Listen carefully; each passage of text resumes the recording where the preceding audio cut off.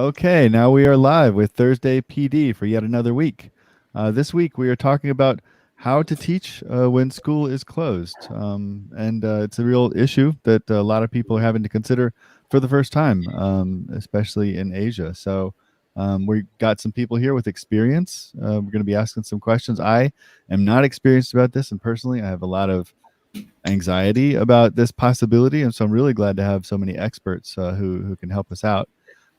Let's start off by sharing just whatever something that not necessarily relevant to that topic that comes to mind that you'd like to share. I'm going to start by talking about an article that I ran across. It was about a study published in Frontiers in Psychology that talks about a novel cognitive techniques that helps reduce anxiety and procrastination, especially about academics and test anxiety. And it what I liked was that it was a series of questions that you could apply to your thoughts and question them in a way that maybe takes away the power of some anxiety producing thoughts and helps reduce procrastination that comes from that. And it's literally true that I have put off trying it, but it's I left open the tab, and I think it sounds like it might really help me and probably a lot of students. So James, you have something to share? Yeah, I mean, this one is actually to do with the issues that are right now. So one of the things I've done, and it's a contribution because I teach computer science, so I've made my iBook for computer science absolutely free. The link will probably pop up and we will pop it into YouTube. But for anybody teaching the IGCSE, it's a freebie. It's available in China. And of course, you're always available to go and have a go at the Python challenges that I made. Those have always been free. But I just wanted to try and do something just to show that, we're all trying to do our little bit and help. Yeah. Okay. So Gary, how about you? I just received an email. I'm just reading it right now.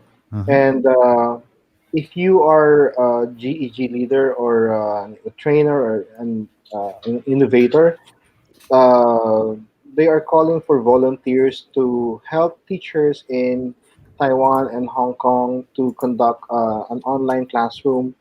If you're free, if you're any educator who are watching who knows how to do this, please do volunteer by contacting Eileen Apollo of Google. So maybe in this way we can help a little to facilitate learning, even though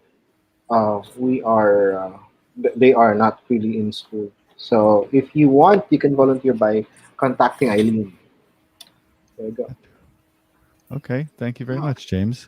So let me see. Did I say Ralph would be next? Ralph, Yes. Are you ready? Yeah. Yeah, I'm Ralph out of Thailand, Bangkok, and we have not yet had any impact on schools because of the coronavirus, or I can't remember the new name it has been given today. But we had some school closure because of smog, which James had also experienced. Yeah. And that was only for a couple of days, so I don't think that anything would have happened there for remote learning. But I'm actually very excited about that more and more issues make it seemingly more widespread that we have to facilitate online learning, and I like that. I'm also worried if we can keep up that level we have in face-to-face teaching, but I'm not too worried. I mean, I think we are going to talk about how you can actually have face-to-face contact even when your school is closed. Right. I think that's we're using a platform right here with 6 people. And one of the things you can do is, yes, you're going to give your students less time because you can only have 6 at a time, but you can maybe give them 10 minutes at the end of a lesson based on the resources you've given and things like that. Or you can record YouTube videos, which are in one direction. We use StreamYard because we want to be live. Streaming it live. But I think Meet goes up to 25, isn't it? Yeah. It's pretty Which big. one? Yeah. Which one? Meet, like Google's Meet. Oh, Google Meet. Okay. Okay. Good to know. Good to know. 100 now. 100. 100. Whoa. Wow. You can have a lot, That a whole goes with class. private accounts as well. Okay. Yeah, I don't know if do you want to discuss how we've been using Meet at the moment, or do you want to chat about it a bit later? Because we've had. You can do that. Yeah, let's hang on just a second. Let's hear from Jason Yeah. right quick first, and then love to. Yeah. Well, hey, I'm Jason, and I'm coming in from Incheon, South Korea, and so we're one of the closed schools at the moment. So I'm anxious to talk a little bit about that and can add to the Google Meet conversation. So thanks for having me, guys. Yeah. So Tim, I'm really curious about this. this thing. Yeah. So what's up with that? The Meet. So basically, just to give a bit of background, we've been closed. I'm based in Hong Kong. We've been closed now for 2 weeks. The Hong Kong government have just announced that this is going to go till March the 16th now. Wow. So which will take us to 6 full weeks. So obviously, it's not like a snow day as we used to have in the UK or a storm day or something. This is something now that we're definitely aware that we have to provide quality online teaching and learning, and with supportive leadership and everything. That's been the expectation since day one. So we've been looking at Google Meet. We've currently had a few issues with it because simply students can create their own Meet sessions, basically. What's the problem? Yeah, because it just opens a safeguarding issue. Then they're just using the school platform to have their chats that they may have had on an Instagram or a WhatsApp and everything. Coming from the tech side of thing, I always go with the idea: let's educate students on proper use. But then at the same time, then there's some legal ramifications if something was to happen and it's been used by a. We're currently looking at Microsoft Teams only for. I mean, we use Google 100%. Everything collaboration, Google. But I think we also need to remember a lot of these things are blocked in China, right? Correct. Yeah. Right. So even those options are looking iffy. So Microsoft question, by the way, which I would like to. I'm sorry that I don't know the answer myself at the moment, but isn't it possible to set your domain up in a way that the students can't initiate? Right. I mean, yeah, you can participate. We've had that in our lower school, where you can turn off. You just turn off Hangouts, and then they're not able to set that up. But the problem is then the teacher can't invite them either. So we've had to temporarily open it. So I don't know if there's some way we can change that at some point. But my own son's in grade 5, and he has not had Google Hangouts, and now all of a sudden he has it because they've opened it up for the teachers to use. So they have to be able to invite them in, and that could be they've had it closed for that very reason, so that kids weren't able to. Well, if you can't invite them, like, how would you connect? What I don't understand. How would you connect if you can't invite them? Well, now they can because they opened up the feature. Right, but it's when like it's closed, then they can't. They can't use it at all. Yeah, they can't use it. Right. Okay. I thought somehow there was a way to use it without. They've restricted it. Right. Yeah. So they only start in middle school, allowing us to use that with our students.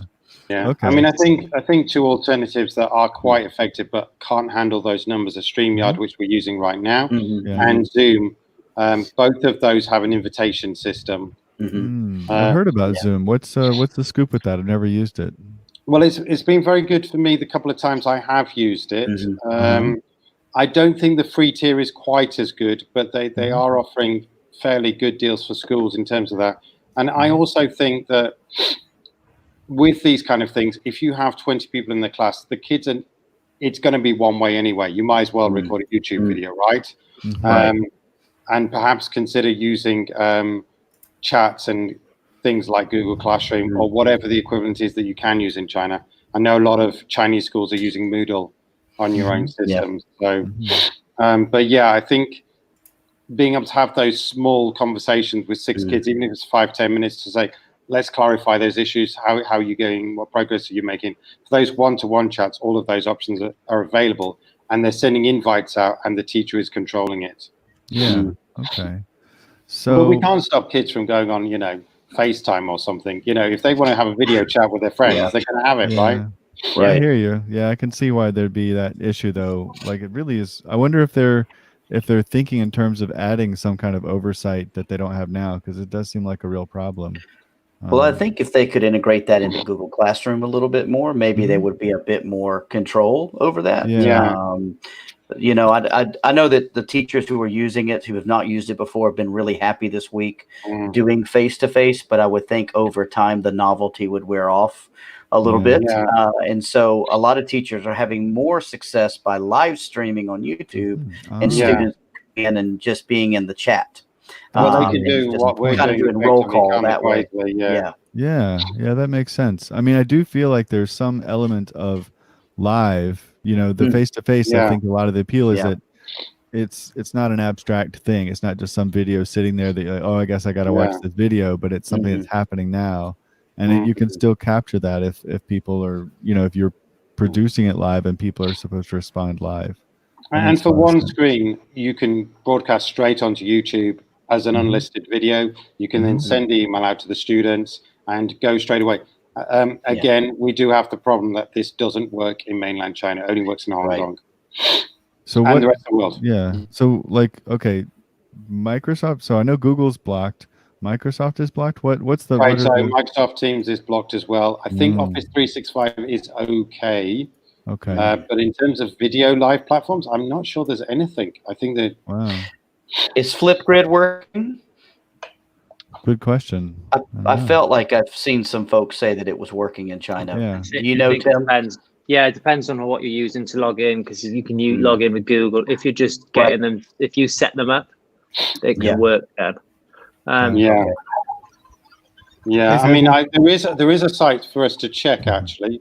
Oh, really? That's cool. Yes. The site is, and I will pop it up into the YouTube. There are a few of these available, but this allows you to check a site. Good news, nobody's blocked my Python Challenges site yet. But I suspect it's not as fully functional as I'd like, because there's too much Google in the background. So, you know, helps. I mean, what we've been doing is probably on average, you might get one or maybe two students who are in China from a class of 24. So we haven't actually been doing any drastic changes to teaching for those one or two students. Right. Okay.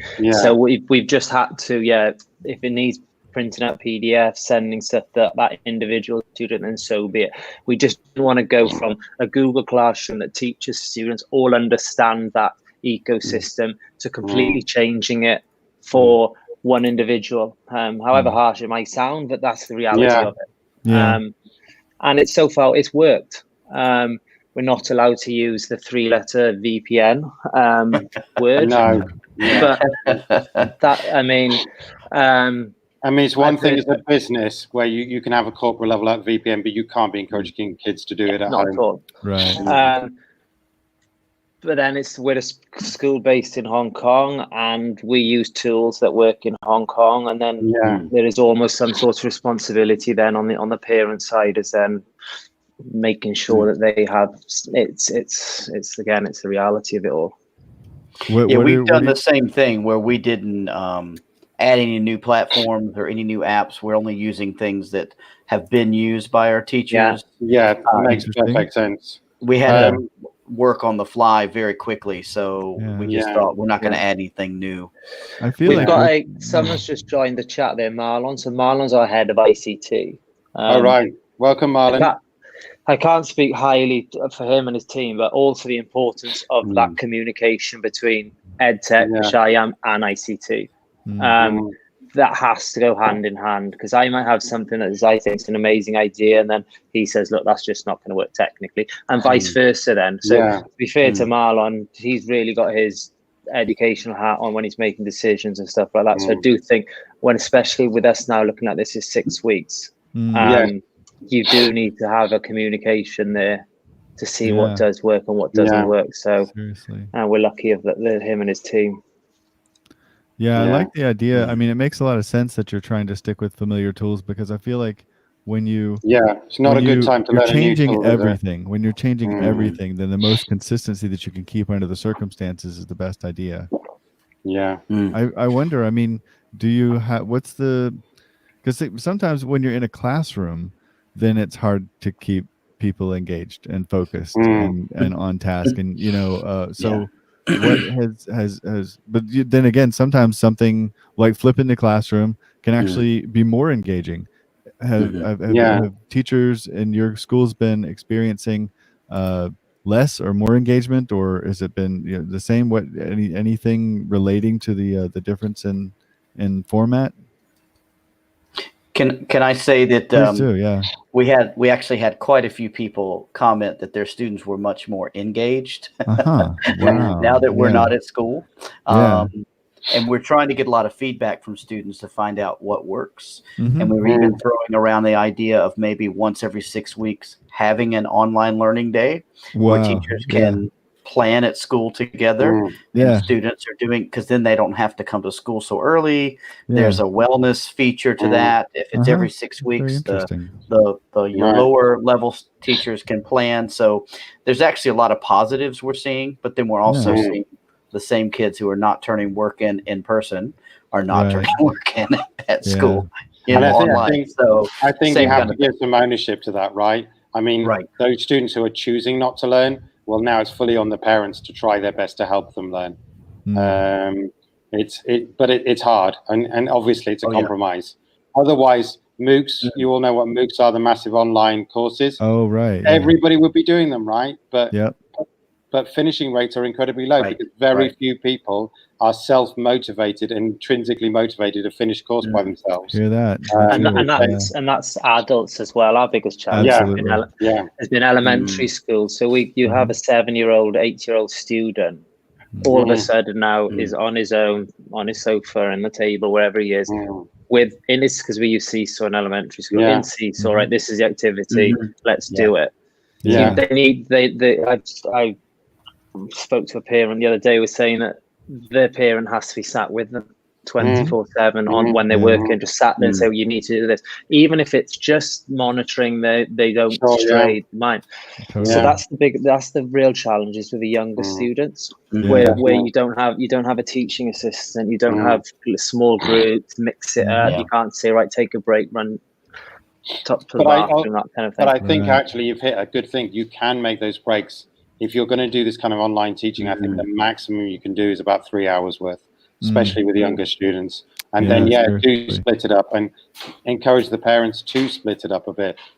Do half an hour chunks, 6 half-an-hour chunks with 15-minute breaks, and, obviously an hour for lunch. And you're going to do less, but at least you're going to do what they can do. And try to supplement it with things we want the kids to do, like going and they obviously can't go outside too far, but they can have some exercise, and they can also do some extra reading. Yeah, they can. Well, Eric, one of the things we're finding is the upper school or high school students are doing SAT Hagwons all week long. So Hagwons are like the tutors. And so then that means they're not doing their schoolwork. So as soon as they get out of school, there's so much pressure. They just run straight to an academy. They just go to an academy for all day long. Wow. And so we have kids turning work in at 2 and 3 in the morning because that's when they're getting back and doing their work. I think there is a very useful tool, Eric, isn't there, to help with that problem? What is that again, James? There's a very useful tool to help with that problem. Yeah, exactly. Yeah. Okay. So I do actually have something that I'm pretty involved in. I have something prepared. Yeah. That you actually made, right? I just had this in the oven that I designed. Let me see. So it's a tool called Classwork Zoom, and I'm just one short question, Eric.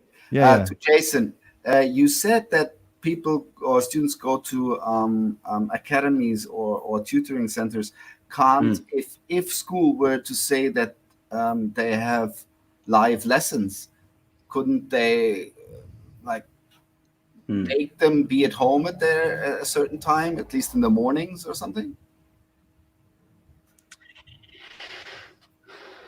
Well, I see Eric taking a deep breath because I know what he's thinking.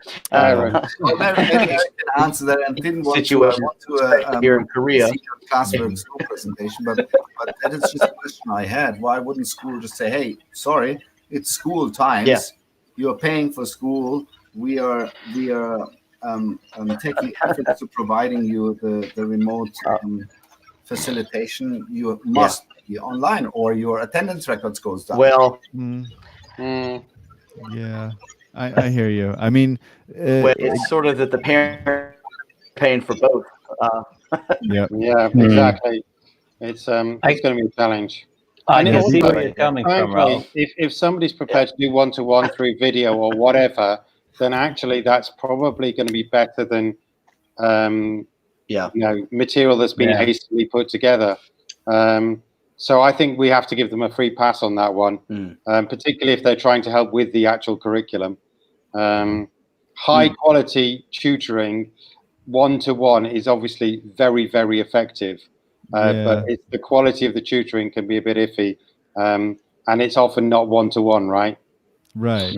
These academies in Korea are just they're seen. It's like taking a knowledge pill, and they're just like, okay, if you send this kid to this academy for this many weeks, then they're going to get this, and they're going for testable results. But true knowledge, true skill, it's hard to say. Well, what the tuition centers here in Thailand do, and I know probably we are subpar to Korea, but they just make the students happy, so the parents are happy, and everybody's happy. It's a very interesting comment here by Marlon here. So that's some more support for this engagement. I'll tell you what, I'm right now, my kids are preparing for a play. If we were writing an essay, that'd be one thing, but wow, it's like pretty hard to do everything you need. It's like they're doing everything. They've written the story themselves. They're like coming up with, they've got teams for all the different categories, like props and costumes, and for stage crew set design, and that is part of why I would dread having to go into this. But it is interesting to hear this about increased engagement as a result of this situation. I mean, I think also for plays, kids can learn the lines at home.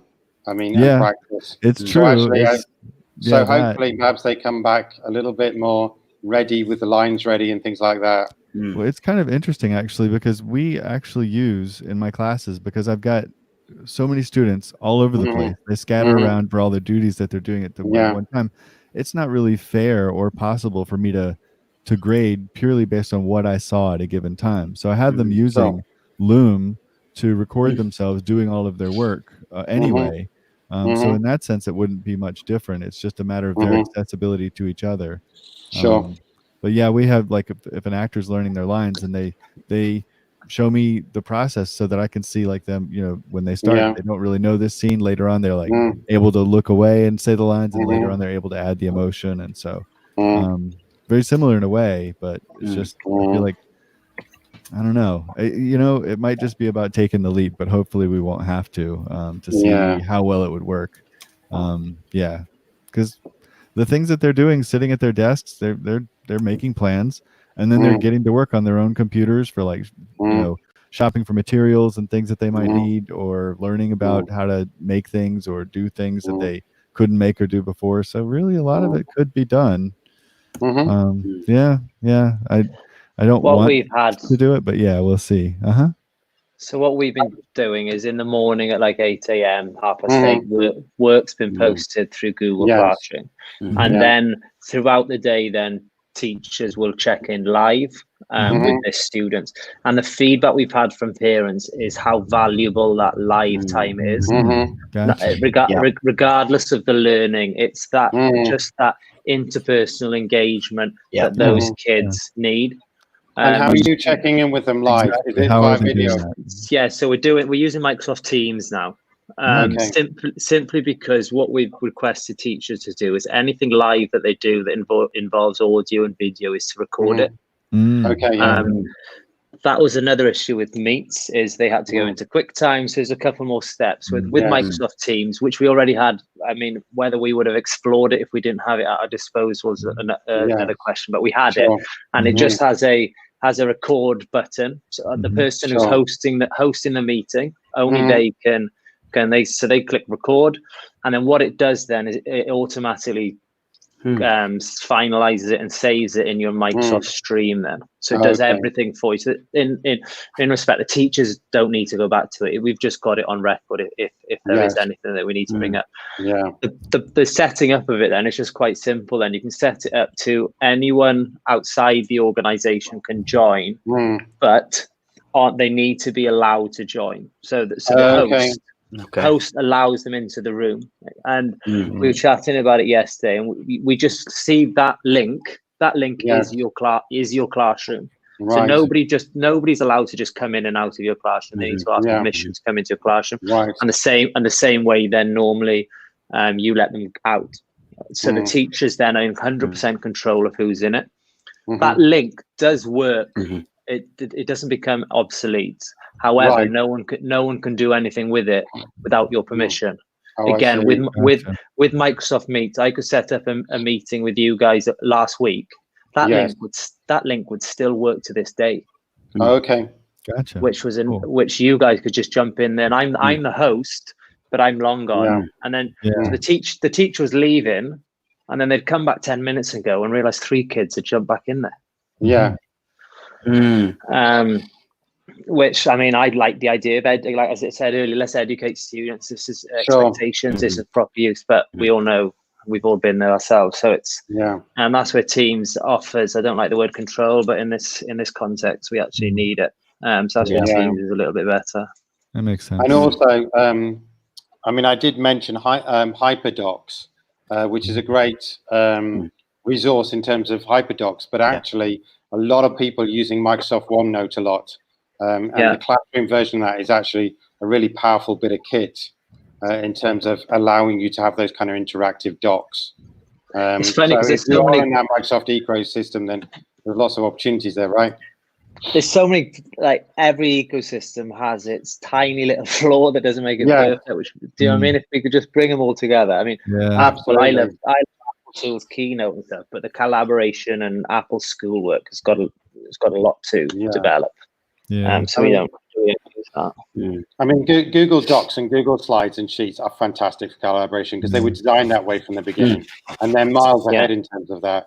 But I can say now, if it wasn't for Google, genuinely now, I don't know what we'd be doing for the last 2 weeks. And Microsoft Office does bring OneNote, which everybody who's got Office says, actually, I'm not too bothered about the other things, but OneNote is the one thing that I really like.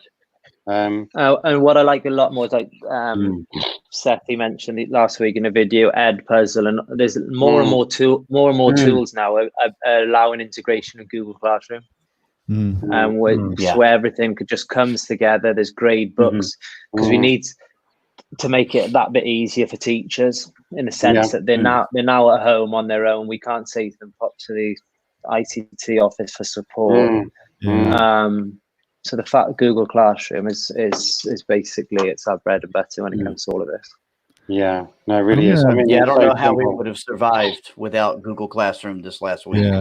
There's just no way we could have done it. I don't know how folks in China are doing it. Well, I have to say, when we had the week off for the Haze, it was Google Classroom that just kept everything together. It was absolutely spot on. And, you could roll out assignments and docs and everything else. And as I say, it's the glue that keeps you in the classroom. And also Google Sites has, if you haven't used Google Sites in a couple of years, it has come along so much. It's incredible. Yeah, and I've been using, and Synthy knows this, I've been using a website called Synth, SYNTH, and you actually can do videos on there now as well, but you post a kind of a seed or an audio clip, and then the students can respond to that, and you have control because you can moderate each post. So that how long's that been? How long have you been able to do videos? I remember I've used it a couple of years recently. Back. I didn't know that. You just flip it over. There's like a little toggle on the side, and you can go to video. I still like the audio because a lot of kids just want the audio. What's nice is the first 60 seconds, it uses voice recognition and types out the closed caption for what you're saying, which is nice for second language learners. And then you can just see who's engaged and who's not. Just talking of which, actually, second language learners, I've popped it up on YouTube. Education Perfect's offering free access while this situation is going on. They have huge amounts of content, and it's all multiple choice, so it's easy to assess. Okay, so what Education Perfect is it's content? Like what exactly is it? It's content, it's quizzes, it's a big system, but as I say, it enables you to roll out that content very quickly and very simply. And so they're offering it free. Yes, full integration with Google Classroom, full integration. While we're there, Edpuzzle as well is offering free upgrade for schools effective. Really? That's so cool. And the screencast type. If you haven't checked out Edpuzzle, Synthy again got me onto this last week. Check out his video. It's awesome. Really, really good. And there's I'll probably say thousands of videos ready available, or you can upload your own. I'm doing Synthy's job in, and then you can actually put the comments and all that in. I mean, also already free these days, thanks to Microsoft, is Flipgrid. So you've got a lot of good choices there. And Flipgrid is, again, fully integrated into the Google ecosystem. I know they're rivals in a lot of ways, but it was interesting to know that they have full Google support on that one. I think the more that all these companies move forwards, I mean, that line between ecosystems, and it's getting blurry. I mean, and it should be. It should be the best tool for the best job. And it's just, I mean, this is, in a sense, it's a blessing for many schools. I mean, like, for example, our school, we're not closed, but it has made everyone aware of it. And finally, and I think, I mean, you'll probably agree with me, as sort of EdTech enthusiasts, we've been preaching this for so long, and we've been sharing about this, and we've been telling her, try this, try that, try. And now teachers are suddenly going like, oh, yes, maybe I should look into this. Because who knows, maybe in 4 weeks, in 5 weeks, in 6 weeks' time, it'll be our turn to shut. And so now everyone is starting to, because I think what's key is what was mentioned earlier. I'm not sure if it was Tim or Jason, or basically that you shouldn't be introducing new tools when everyone's at home. That's true. And so what's happening now is all the schools that are open are now introducing all these tools that we've been talking about for so long, because they're worried that, for all we know, in 2-3 weeks it's our turn. So let's introduce it now, so everyone's familiar with it. So I think it's brilliant. It's sort of it's that kickstart that we've needed. I mean, it's sad, obviously, because you know, a lot of people are, you know, suffering, and a lot of you know, parents are worried, and students, and so in that sense it's terrible. But purely from a tech point of view, it's brilliant. Purely from one more, by the way, that's really good, and Synthy introduced it the other day, and I literally sent a one-line email out to the humanities department. Is what is it now? Insert learning. Very good for just going to a random web page and just same video. Same video. He's made a video, funnily enough, but insert learning, I literally sent the link out, and the humanities department have taken to it like ducks to water, because it's just brilliant for commenting on news articles and anything you can get your hand on that's on the web. It's amazing. Again, it's just one time saver. You know, you all know how to go on the web. This allows you to add questions really easily. But Google Forms is still there, and all you have to do is just use it and use the quiz function, and you know, you don't have to use a new tool. So I think you know, you can say, read this article, here's the web page, use Google Forms. But I do like the fact that Insert Learning does it on the web page and kind of changes it. It makes it a little bit more dynamic, and you can see the questions where it's relevant. Fantastic reading comprehensions. Cool. Well, like this came up a little while ago, and I want to go ahead and share the tool that I was going to talk about, Classwork Zoom. Let me see, just sharing. Which, can you see that? Yeah. Okay. So, so this is something that's connected to Google Docs, Docs sheets and slides, and basically it puts all of the students' work on a timeline. So this orange bar means that I'm during a class time, and this is work that students did. So this is an 18-minute block of work, and this is a 6-minute block of work.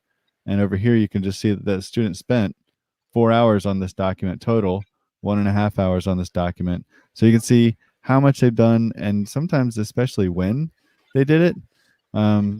So right here, this was done during class time, but I've actually used this to keep kids from working too late. So here I've got right here some students who are working up until 10, 10 o'clock. There are a lot of functions you can see where like what people are doing instead of just when. So this is somebody pasted 506 characters, and you can see that they were. If you just hover over things, you can see what's going on. But this would be a way to tell when students are and when they aren't, working, when you're trying to keep up with them and trying to make it something like a regular school day as much as one can. And this right here is a shared document that a lot of students are assigned to work on together. And so we have 14 users, and you can click on this and see the percentage of editing done by each student. And you can do it by editing time or keystrokes, which sometimes makes a big difference. This is amazing. Yeah, and so here's the deal. This is mine. Like I own this, and there's a free trial for people to check it out. Anybody can check it out. But if a school is closed down, I'm totally up for giving them free access for the period of the closure. Just to let them try it out. Yeah. And I can see it'd be extremely useful in that kind of situation. Just quickly, Eric, is there a way of highlighting or sort of managing different time zones? So let's say that there is a school closure and the family is moved, let's say to another country for a couple of weeks, and so obviously they're still doing work online. Would that be flagged then, or does it take those time zones into consideration? No, it doesn't really know where they are when the work is being done. It just factors in, like if I change time zones, I think it just goes by the time zone that I'm in, the way it displays. Okay, so if they were to work at, let's say, 3 o'clock in the afternoon in their time zone, it shows up as 3 o'clock. Yeah, well, if they work at 3 o'clock in their time zone and it's different than where I am, then I would see it in my time zone, and I just have to hopefully know the sun was up when they were doing that, and even though it was down here. I think in that situation, you just have to say that person's in Spain and just take it into account. Because also they're likely to start working. If you haven't checked it out, you should, because it is. I've played around with it. It's amazing. It is absolutely amazing. I designed it, and I am still thrilled with it myself. Let's see, somebody made a banner about that. I can't believe that that I have something to do with it existing and that it didn't exist before. So I'm really happy about that. I should be proud of that. Really good, well done. Just moving it around a bit, I think we're now talking about the teachers' support, and one of the issues that gets forgotten about is actually parental support. Definitely. And one of our things our school is doing, and I've just put it up into the notes, is that we've actually cancelled all of our parent workshops and things because we don't want to get mass assumptions. And so we've gone on to podcasting, and so we're using SoundCloud. You're welcome to hear the whole back catalogue if you want, but the latest one we've actually directly aimed at parents, and it's about inclusion, and it's about how you can support your children at home. So very welcome to listen to that, but also a good idea for your own options in terms of thinking about how you can support the parents. And I think also for SLT and for the specialist teachers to talk about how can you help your children learning at home and things like that. There's a few basic strategies there, but just how can you support the parents? And one way is to kind of have podcasts or send podcasts out. Not saying that day-to-day teachers need that on top, but certainly things that the senior management can perhaps do to help out. I really like that, because I mean, also when you do run workshops, it's the same parents that come to your workshops, isn't it? It's the same ones that show up. It's those parents that are already doing everything you want them to do, and they are there in your workshop. And the ones you're trying to reach, they're too busy, and maybe a podcast, they'll listen on the way to work or on the way back to work. I love that. Yeah, and that's the thing. I'm like, what a situation, because if schools close, there's no guarantee. It's not like the whole country closes at once, and there's no guarantee that the parents are available. So in this kind of situation, you hope that someone's available to help. But I mean, geez, what are they going to do in some cases? And so So we kind of want help from whoever is with the kids. One thing that we had come up, because we were discussing it with all our teachers, because obviously as schools are shutting down, we're trying to make sure that we're fully prepped and that everyone's already thinking about that, online digital content. One thing that kept coming up was those teachers with children. Whenever we did mention, like, okay, maybe have a live session here and there, panic, pure panic, because they are a teacher. They are now at home with their 2 or 3 or 4 little ones are also at home. And, if you all remember the reporter with the kid walking in, do that times 3. So how did your teachers deal with that? Or was there any pushback, or was there any... Well, any tips that they've given you, or that how have you done it? First, I just want to say this reminds me of when I was a kid grading papers for my dad. Just saying. Yeah. Okay, go ahead. Did you get to grade your own? Did you get to grade your own? No, I never did. It was great. Yeah, he was. Everyone was his friend, though. Everyone liked him. Yeah. So how about you guys? Well, we live in the same compound, all the teachers. And so the non-teaching spouses have been taking kids out on the playground and doing different things to give everyone a break. So has been some sharing of the load, I guess you could call it. And then losing you a little bit there, Jason. Yeah. Here we go. I mean, one thing I used to do was I put the kids to work. Quite often it's Maximus who's making the videos for me. I was just going to say, I've seen Maximus' last video. It was brilliant. What was it? The 3D Flappy Bird? That was really good. They're a bit older now, so they're right beside me right now, so they generally know the deal. But when they were younger, Maximus was definitely put to work. Carmelo was put to work on the graphics. It was, I made full use of them, and all sorts of stories and this, that, and the other. And if you recruit them, they are your assistants, and it's amazing how children will help. I know for the very, very young ones, it's a bit more challenging because they're running around and that. I think. Oh my God! Wow, jeez. So I think you just have to accept you may be a bit distracted. It also highlights the importance of that support at home. That if there is a student, and I know a lot of students with us have hardworking parents, and other businesses are continuing. There's the idea of the help for the maid culture, so there is someone at home there. But unless, like, I was very lucky with parents, we always had parents watching over our work and everything. But if you don't have that, a kid can easily go get lost, and we're looking at 6 weeks here now, and they could potentially go six weeks without anything. That's the biggest challenge. And if we're being honest, there's not much you can do with that, really. You can reach out emails, you can offer support and everything, but if there isn't anything one-to-one, it's a massive challenge, especially with the young kids.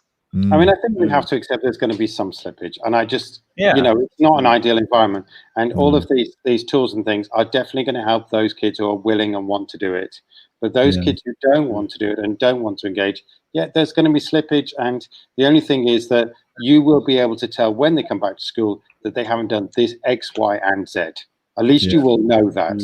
And at least I think in a sense, it's a great preparation, isn't it? Because that's the way work is. I mean, that's where everything's headed. Right. I mean, look at most jobs. There's so much that is now, like, before they would hold your hand, they would walk you through everything. And same with PD and teachers. I mean, look at the number of PD sessions that you used to be literally told step by step how to do everything.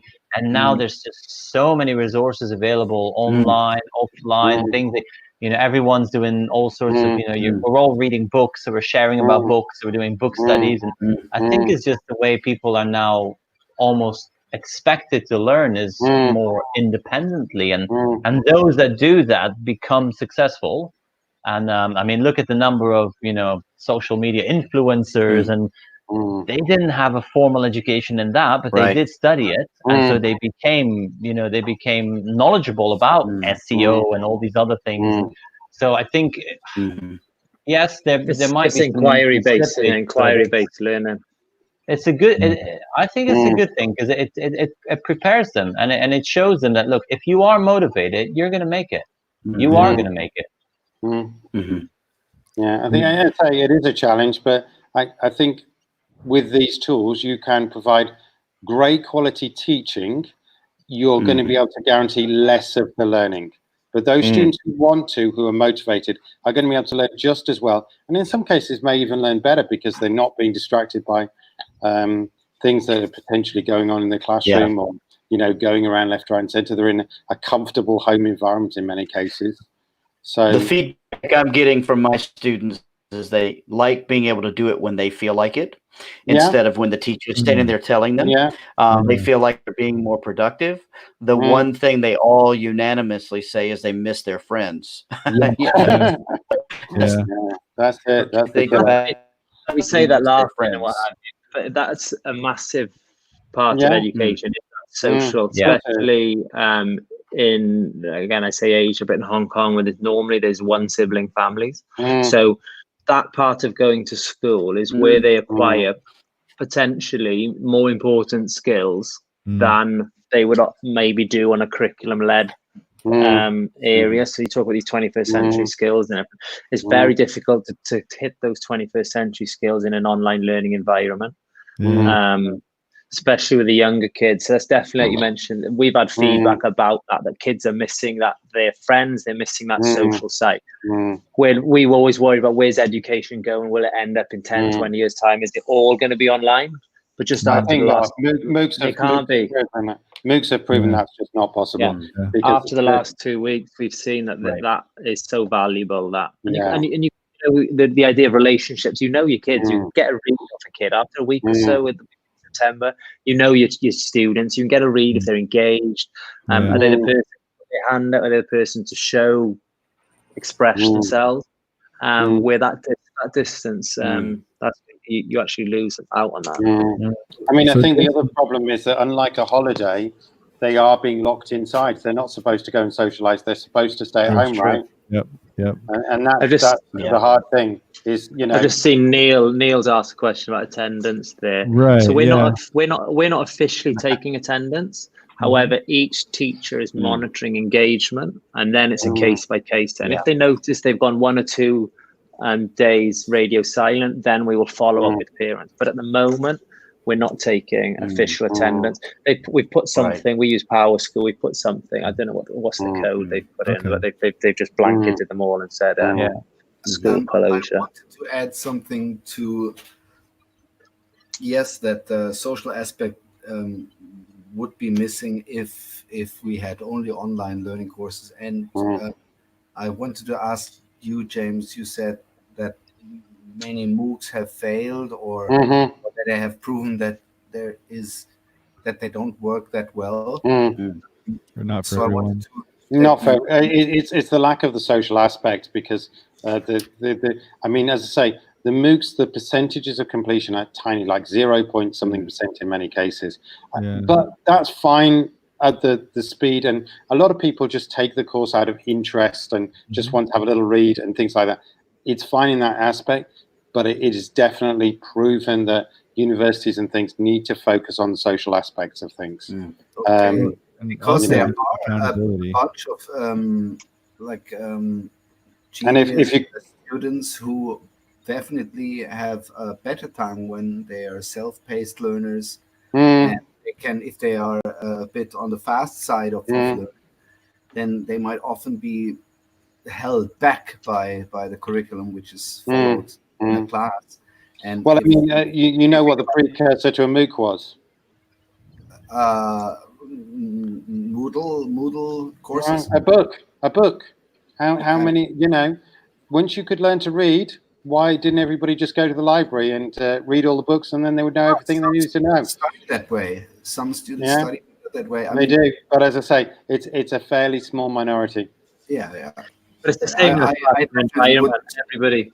Everybody learns differently in a classroom environment, whether it's so I mean, in that sense, it's the same whether it's online. Some students rather group work, some students rather to see something, copy, visual, ideas. So that's going to be that challenge, is whether we're in a class we're not. If you consider that a lot of schools now, IB schools not alone, have project-based learning where students are in groups and individuals need to organize themselves, need to learn those soft skills. We don't want to let them be alone, but they shall have student agency and be able to be a bit more principled than I was as a student.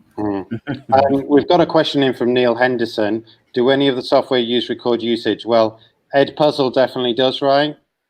Yeah. Instant learning as well. Yeah. I mean, even Google. Quizzes is a good tool, and again, it records usage, so that's a nice way to do a summary and check that kids have interacted. Education Perfect definitely does. The other tools.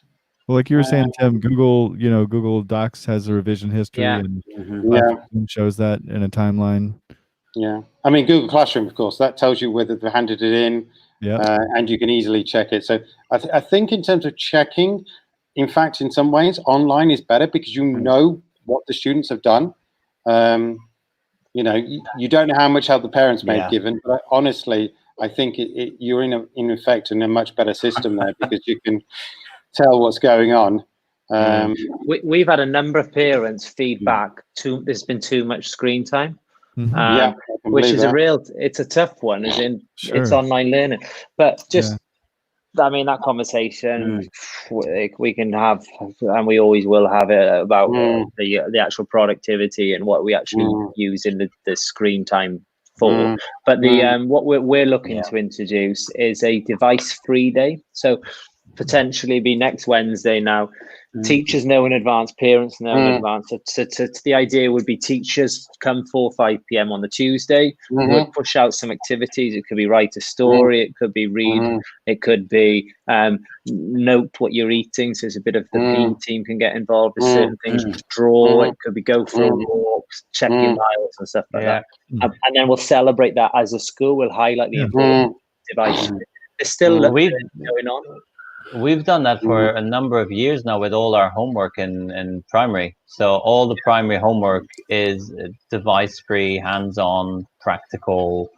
I mean, really, when there's a device involved, is to record something. So, for example, get a recipe and cook something where you're recording yourself making that. It's not really device.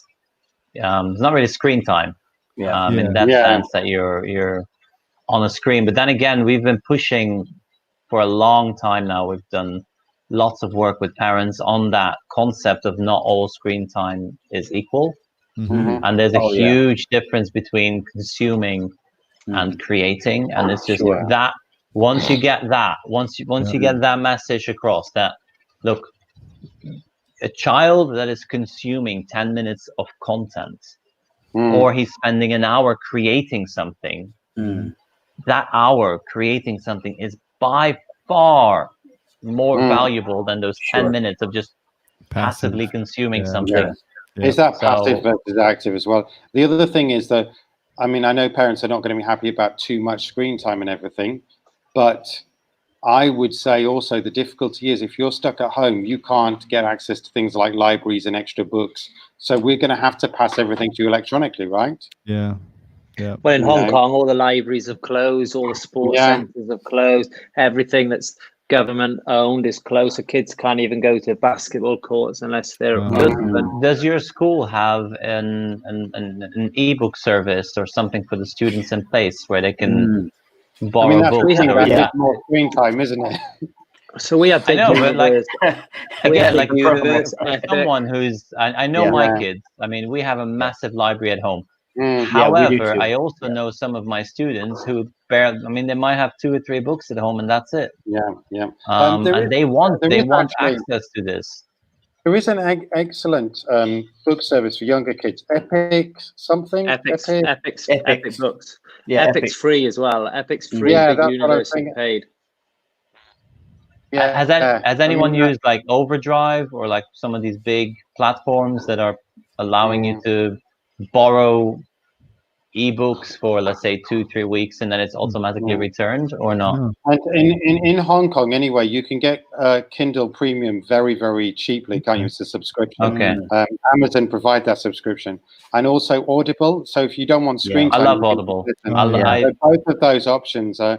The I Kindle said it Premium last would week. be much better. I think as a gift, like I'm fighting for this for next year. I don't know if any of my management are listening now. I want to give every single one of our teachers an Audible account, just as a thank you for being a teacher at our school. I just think it's just it's amazing. Yeah. The only thing I would warn you about Audible is they're not great at stopping your subscription.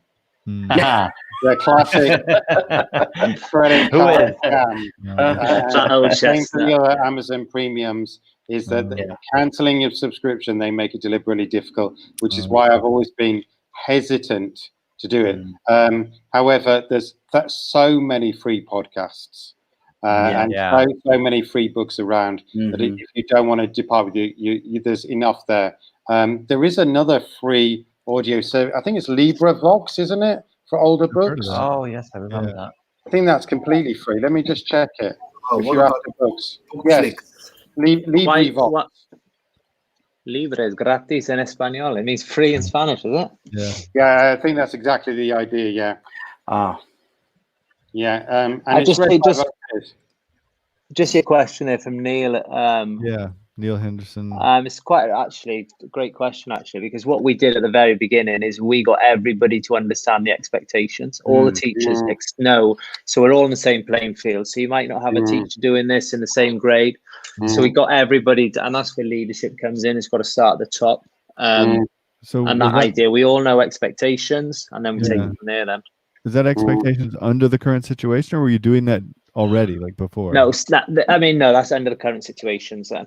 So we expect work needs to be posted at 8 a.m. using our LMS, and also then even if it's just a link, it has to go through the LMS. Even if it's a link to Seesaw or a link to Google Classroom, so parents knew to go there. Then we used our Manage back, the same thing.